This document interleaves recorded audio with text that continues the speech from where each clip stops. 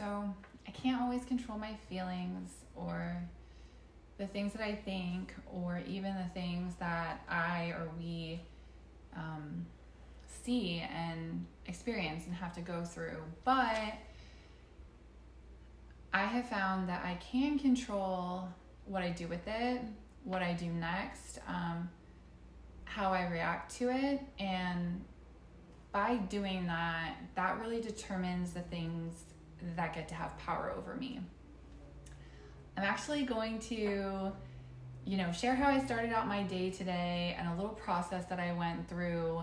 I kind of started with the outcome, and I'm just gonna work my way backwards in hopes that, selfishly, that it helps me in sharing it, and that maybe it also helps you.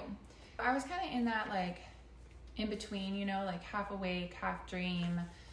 This morning, having a dream that I woke up from that I wasn't in reality, I was completely, consumed by that dream.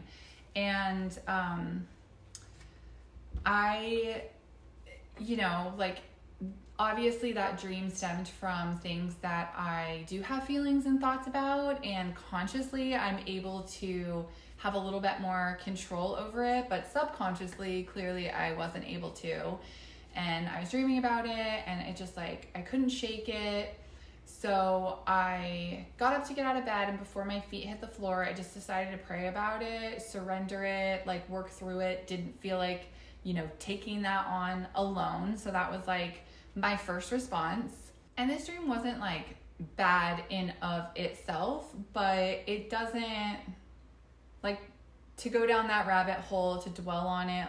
It doesn't serve me. It doesn't serve me mainly physically and emotionally in this case. So after that, got up, had coffee, did some things, but then I went for a run. And for me, the run is to help shake it more. The run is therapy for me. It gives me a lot of clarity, just sweating and purging some of that out. And endorphins definitely help. So that was part of my process. And later on today, when I had more time, I sat down and I journaled it out, and I really wrote why did this dream bother me?